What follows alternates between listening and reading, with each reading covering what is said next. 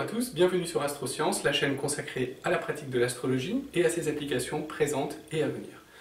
Dans la vidéo d'aujourd'hui, ce que je vous propose, c'est de regarder ensemble comment est-ce que l'on peut aborder le thème d'une personne. En l'occurrence, le thème que j'ai choisi, le thème d'exemple que j'ai choisi, c'est le thème d'une personne que nous allons appeler Norma. Norma est une femme qui, au jour d'aujourd'hui, a 41 ans, puisqu'elle est née donc le 27/02/1975. Elle est née à Rion, donc dans le 63, à 20h40. Alors vous pouvez dès à présent rentrer ces coordonnées dans votre système, dans votre logiciel d'astrologie, et sortir donc le thème sous un format papier, de manière à pouvoir suivre ensemble l'interprétation. Cette vidéo fait suite également à une vidéo que j'ai mise en ligne il y a quelques jours sur comment aborder l'étude d'un thème astral, où vous trouverez des informations, des renseignements sur comment justement présenter le thème. Alors vous voyez que justement, la manière dont j'ai représenté le thème ici, c'est une représentation avec le bélier à gauche. Alors il faut savoir que quand j'ai commencé l'astrologie, je représentais tous mes thèmes comme la majorité des thèmes que l'on trouve dans les livres, dans la littérature astrologique, c'est-à-dire avec l'ascendant à gauche.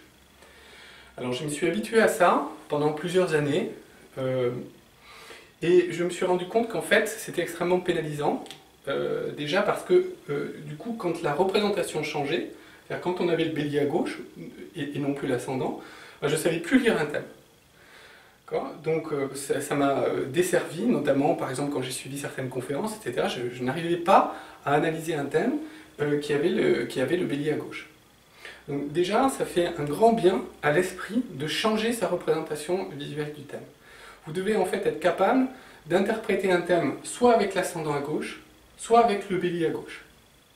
Donc même si ça vous déstabilise au départ, c'est normal, mais en fait vous allez voir que si vous vous entraînez à représenter le thème avec le bélier à gauche, alors que jusqu'à présent vous représentez toujours l'ascendant à gauche, vous allez voir que vous allez faire des progrès, parce que vous allez voir le thème autrement.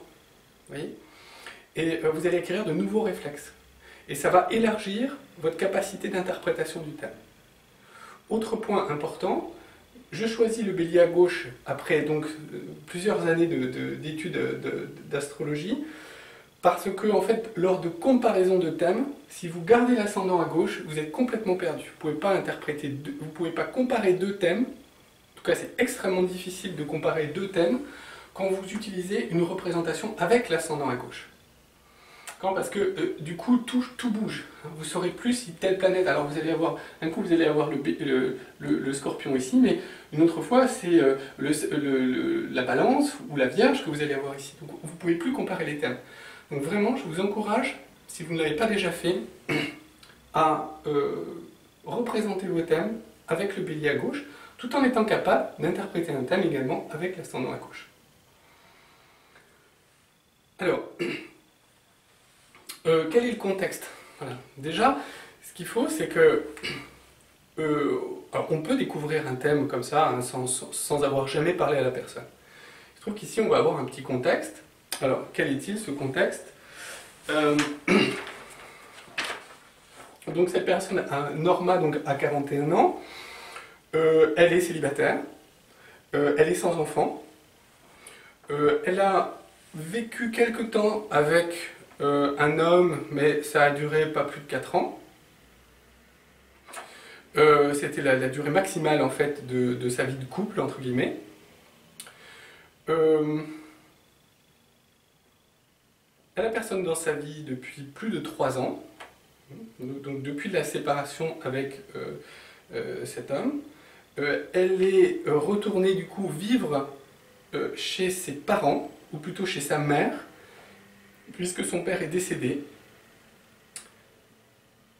Elle travaille en tant qu'assistante commerciale dans une compagnie d'assurance. Ça fait plus de 10 ans qu'elle y travaille. Elle vous dit que ce travail, ma foi, ne la satisfait pas pleinement, hein, c'est bof, mais bon, ça la sécurise d'une certaine manière. Qu'est-ce qu'elle aurait aimé faire? Elle aurait aimé travailler avec des enfants, au contact d'enfants, hein, à petite enfance. Elle est un peu bloquée dans sa vie. à la fois puisque sentimentalement c'est plat, professionnellement c'est très moyen, et matériellement, finalement, elle vit chez sa mère. Donc elle se trouve un peu bloquée. Elle se trouve aussi perdue par rapport à quelle direction prendre pour la suite. Et vous ressentez donc, à partir de là, une certaine souffrance, souffrance chez elle. C'est important de ressentir une souffrance. Bon, on est tous différents en tant qu'astrologue. Moi, je sais que j'ai besoin de rechercher la souffrance de la personne, c'est-à-dire de me connecter à la souffrance de cette personne. Plus je me connecte à la souffrance de cette personne, plus cela me donne de l'énergie pour ensuite pouvoir mener à bien le travail astrologique. D'autres ne fonctionnent pas comme ça.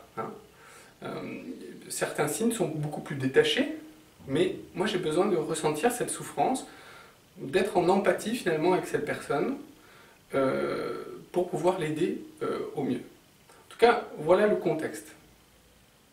Alors, une fois qu'on a assimilé ce contexte, on va pouvoir regarder le thème de Norma. Alors, on pourrait faire une recherche de dominante. Il y a beaucoup de livres qui traitent de la recherche de dominante. Je vous laisse faire cette recherche de dominante. Vous pouvez personnaliser même cette recherche de dominante. Souvent, c'est à base de pondération. Donc, on va attribuer des points, un poids, aux différentes planètes en fonction de là où elles se trouvent dans le thème. On ne va pas le faire aujourd'hui parce que ça va être trop long. Mais de toute manière, c'est bien de s'entraîner à le faire. Et puis, une fois qu'on sait le faire, c'est bien aussi d'oublier ça. Parce que, finalement, on peut retrouver ces dominantes en explorant le thème. Comme je l'ai déjà dit dans les vidéos précédentes, simplement en suivant le fil rouge, on va découvrir ces dominantes. Mais rien n'empêche de faire une première approche du thème, une première approche visuelle, parce qu'il y a peut-être des choses qui vont nous sauter aux yeux. Alors c'est ce qu'on va faire, et puis on va voir ce que ça donne. On va voir comment ça sort tout ça. Bon, alors, qu'est-ce qu'on a? Moi, la première chose que je regarde dans un thème, parce que vous voyez, même en réduisant les aspects, c'est assez complexe. C'est pour ça que je dis les débutants sont assez perdus. Quand on regarde le thème, on ne sait pas où regarder, tellement il y a d'informations là, en fait. Alors, on ne se laisse pas impressionner, d'accord? Et on va commencer par suivre une sorte de fil rouge automatique que l'on fait à chaque fois. Alors, qu'est-ce que c'est? On va regarder la position solaire. Donc ici, le soleil se trouve dans le signe des poissons, le premier décan du poisson. Donc, Norma, elle est poisson. Okay. L'ascendant, ici, se trouve en balance. Donc, elle est poisson, ascendant balance. Ok. Poisson, ascendant balance. Et sa planète, donc le maître d'ascendant, c'est donc Vénus. Où se trouve Vénus? Vénus se trouve ici, dans le signe du Bélier. Donc déjà, rien qu'en parcourant ça, on a vu plein de choses. On a vu cette conjonction avec la Lune noire, on a vu cette conjonction avec Pluton, planète angulaire, etc. Bon, on va y revenir. Simplement, on va se concentrer sur cette signature astrologique. Elle est Poisson, ascendant Balance, vénusienne du Bélier. Qu'est-ce que ça signifie? Qu'est-ce que ça vous évoque? Poisson, une grande sensibilité. C'est quelqu'un de très sensible. Mutable. Donc, un peu passive. C'est-à-dire qu'elle n'est pas forcément en contrôle, pas forcément pleinement en contrôle de sa vie. Il y a des éléments extérieurs qui viennent, comme des courants, lui faire suivre un parcours. Mais ce n'est pas forcément elle qui a la main sur ce parcours. Bon, Balance a beaucoup de douceur. Même si c'est un signe d'air, donc qui n'est pas du tout du même élément que l'eau des poissons, on sent qu'il y a une certaine douceur, il y a une grande douceur. La balance est aussi un signe sensible, un signe féminin, un signe doux. Donc on a quelqu'un qui ici a une sensibilité féminine, certainement un charme féminin, une grande douceur, grande sensibilité. Bon. Mais elle est aussi vénusienne d'accord, du Bélier, son maître d'ascendant. Alors là, c'est complètement différent, ça. Parce que Vénus, dans le signe du Bélier, donc déjà, on est opposé à la Balance, c'est-à-dire que Vénus, ici, est en exil. Hein, Vénus est la planète de la Balance, en exil dans le signe du Bélier. Donc, vénusienne du Bélier, on regardera après. Mais qu'est-ce que ça évoque, simplement bien, Vénus, la planète des relations, finalement, toute cette douceur, toute cette sensibilité, bah, on voit que ça se complique avec Vénus en Bélier. Ça ne va pas être aussi simple que ça. Vous voyez, ça ne va pas être forcément l'harmonie relationnelle. Parce que Vénus Bélier, ambigu, ambivalent ou compliqué, alternance de douceur et d'une certaine violence, finalement. Donc, on sait qu'on a une personne très sensible, certainement douce, mais aussi il y a un fond beaucoup plus compliqué, beaucoup plus complexe, et certainement beaucoup de leçons dans le domaine relationnel. Ok, alors, après, qu'est-ce qu'on peut remarquer sur ce thème? Qu'est-ce qui vous choque? Qu'est-ce qui vous frappe? Quand on fait les recherches de dominantes, c'est un peu la même chose finalement.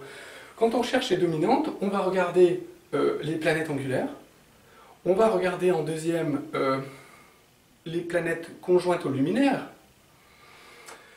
et puis après on regarde les aspects entre elles. Alors simplement, quand on regarde ce thème, qu'est-ce que l'on voit? On trouve en planète angulaire la Lune conjoint à l'ascendant, sensibilité, émotivité, presque fragilité, hein, surtout dans le signe de la Balance. Mais beaucoup plus complexe parce que Pluton conjoint Lune. Ces deux planètes sont complètement différentes en termes d'énergie. Donc Pluton conjoint Lune, angulaire sur l'ascendant, on voit que la personnalité, toute cette sensibilité, elle est aussi blessée d'une certaine manière par Pluton, ou elle a été blessée par Pluton, peut-être pendant l'enfance, peut-être dans le cadre familial. Hein, en tout cas, c'est infiniment plus compliqué. Il peut y avoir des tendances autodestructrices avec Pluton qui blesse, hein, qui souille d'une certaine manière la Lune, ici. Planète angulaire, Vénus au descendant, mais en chute en Bélier. Donc on retrouve ici la complexité, la difficulté pour cette personne, pour Norma, d'avoir des relations finalement équilibrées. Difficile. Alors qu'elle n'aspire qu'à ça, par sa Balance, par son Poisson, hein, aider autrui. Mais c'est compliqué. Planète angulaire ou conjointe au luminaire. Donc on a vu conjointe au luminaire, Pluton conjoint Lune. Lune noire conjoint Soleil. Pareil. Personnalité complexe, ambivalente. Saturne angulaire ici, et ça va être tout, hein, au niveau des planètes angulaires et conjointes. Saturne au milieu du ciel. Pareil, Saturne finalement en exil, hein, Saturne du Capricorne en exil en Cancer, dans la maison 10, qui est la maison de la vie professionnelle. Donc épreuve, hein, difficulté également professionnelle ici. Donc voilà, simplement pour vous montrer que sans faire une recherche approfondie de dominante, en pondérant tout ça, on arrive à retrouver les principales planètes du thème. On sait que la Lune noire va être importante, on sait que Pluton-Lune va être importante, Vénus aussi, et Saturne aussi. Et bien maintenant, donc, on va pouvoir rentrer, hein, plus profondément dans le thème. Comment? Ben, vous vous souvenez, par le moyen de ce fil rouge que j'ai appelé la dernière fois, c'est-à-dire l'étude du Soleil. Hein, donc on va commencer par le Soleil qui donne la vie au reste du thème. Le Soleil dans le signe des Poissons.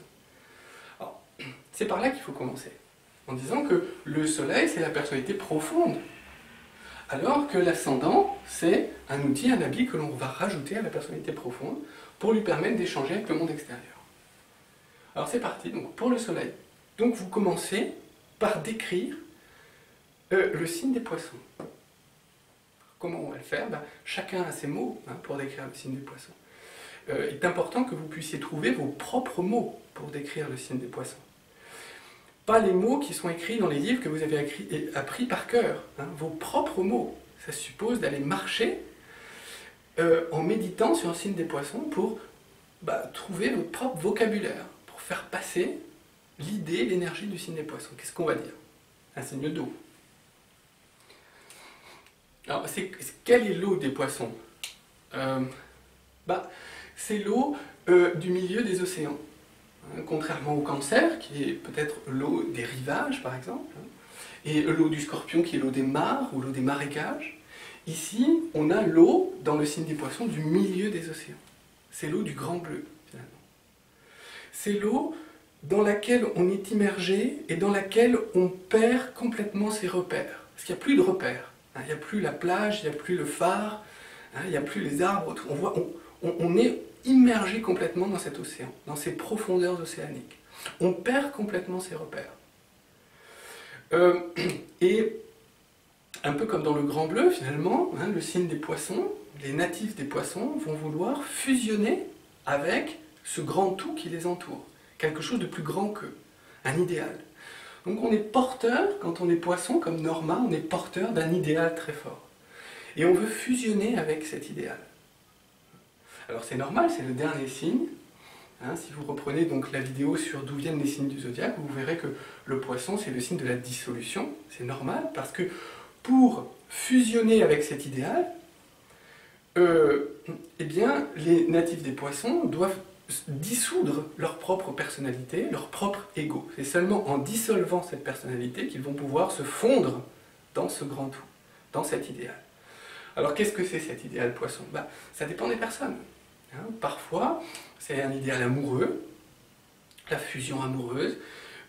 Parfois, c'est un idéal artistique. Parfois, un idéal social. Parfois, un idéal religieux, spirituel. Tout dépend. Mais en tout cas, on est toujours porteur de cet idéal et on veut fusionner avec lui. Alors, la grande sensibilité des poissons, c'est justement de pouvoir dissoudre finalement leur personnalité pour pouvoir fusionner avec cet idéal. Donc, c'est comme si finalement on avait effacé un peu les limites, vous voyez, comme ça, les limites du soleil. On les estompe de manière à ce que ce soleil puisse laisser passer des choses qui viennent de l'extérieur, voyez, mais aussi projeter vers l'extérieur des choses qui viennent de l'intérieur. En fait, c'est comme si on avait une membrane autour de soi et que l'on avait estompé cette membrane. Et du coup, l'intérieur peut facilement sortir et l'extérieur peut facilement rentrer. Comme dans une maison dans laquelle on aurait ouvert toutes les fenêtres, toutes les portes, toutes les ouvertures. Ça, c'est la maison des poissons, finalement, extrêmement perméable. Donc cette sensibilité poisson, puisque le poisson est un signe très sensible, c'est aussi une grande perméabilité, où les choses rentrent et sortent sans que l'on ait forcément un contrôle dessus. Alors, quand on explique ça à Norma, elle se reconnaît là-dedans. Alors, qu'est-ce qui rentre et qu'est-ce qui sort particulièrement? Souvent, c'est la souffrance. J'en parlais tout à l'heure en disant « j'ai besoin de ressentir cette empathie ». Norma, c'est pareil, elle a besoin de ressentir la souffrance d'autrui. C'est ce qu'elle ressent particulièrement bien. La souffrance d'autrui, c'est finalement comme si elle la sentait elle-même, en elle. Et du coup, elle a envie d'aider, envie de soulager cette souffrance, cette douleur. Donc elle va se sacrifier, ou elle va donner d'elle-même le don de soi, le dévouement, pour enlever cette douleur. D'où cette empathie, ce besoin de dévouement pour les autres, cet altruisme, ce sens du sacrifice vis-à-vis d'autrui. Alors bon, voilà, donc on peut continuer indéfiniment sur le poisson. Qu'est-ce qu'on pourrait dire encore? Certainement un mot sur l'ombre des poissons, parce que ça va nous servir par la suite dans le thème. L'ombre de ce signe des poissons, c'est une certaine passivité, comme je l'ai dit tout à l'heure. C'est-à-dire qu'on n'est pas forcément au contrôle de sa vie. Le poisson immergé dans cet océan, dans ses profondeurs, il subit les courants, les marées qui l'emportent loin, sans que lui-même ait forcément un contrôle absolu sur ce qui se passe. Aussi, c'est une tendance, finalement, puisque c'est le dernier signe du zodiaque, il ne fait plus vraiment partie de ce monde, du monde matériel dans lequel nous vivons. il est déjà ailleurs, il est déjà proche de la divinité finalement, hein, proche de cet idéal dont je parlais tout à l'heure. Donc ici, le signe des poissons, il a tendance à perdre pied dans cette eau profonde. Donc de perdre contact finalement avec le sens des réalités. De s'extraire de la réalité. Alors, pour certains poissons, hein, ça passe par une absorption dans la spiritualité, par exemple, mais pour d'autres, ça peut être des dépendances à des psychotropes, des drogues ou de l'alcool, par exemple, qui permettent de s'extraire, de quitter artificiellement, finalement, la réalité. Une autre manière de le faire, c'est de projeter des choses sur les personnes, sur les situations autour de soi, qui ne sont pas la réalité. C'est-à-dire qu'on projette des illusions sur les personnes, on s'entoure d'illusions, finalement, et on s'aperçoit que, finalement, on est déçu. Mais pourquoi on est déçu? Parce qu'on a projeté de l'intérieur vers l'extérieur, hein, par cette perméabilité, beaucoup d'illusions sur les choses qui nous entourent. Hein, donc, risque finalement de se déconnecter de la réalité. Donc déjà, ici, on a des pistes. Hein, c'est-à-dire que, qu'est-ce qu'on pourrait conseiller à Norma? De faire attention, donc de garder toute la sensibilité de son signe, mais de veiller à garder les pieds sur terre. C'est-à-dire de faire en sorte d'organiser sa vie de manière à conserver un contact direct avec la réalité. D'éviter toute forme de projection. Garder l'intuition, garder l'imagination, garder l'inspiration, mais veiller à la reconnaître comme telle. Et garder le contact avec la réalité. Aussi, prendre en main sa vie. Ne pas attendre que les courants vous portent quelque part, mais choisir soi-même la direction vers laquelle on va ramer. Alors ça, c'est déjà des choses que l'on peut garder en tête pour la suite du thème. Bon, alors ensuite, qu'est-ce qu'on peut dire de ce soleil? Bien, comme je l'ai déjà expliqué dans les différentes vidéos que j'ai faites, il se trouve dans un décan. Ici, le soleil est en 8 de Poisson, il est donc dans un décan de Saturne. Alors ça, c'est des indices aussi. Poisson décan de Saturne, qu'est-ce que ça nous dit? C'est un décan assez solitaire finalement. Hein. Saturne en Poisson, on a cette image de la pierre, Saturne, dans l'océan. C'est une pierre, un rocher dans l'océan. Il y a une forme de méditation, il y a une forme de solitude, plus ou moins bien vécue, hein, en fonction du reste du thème.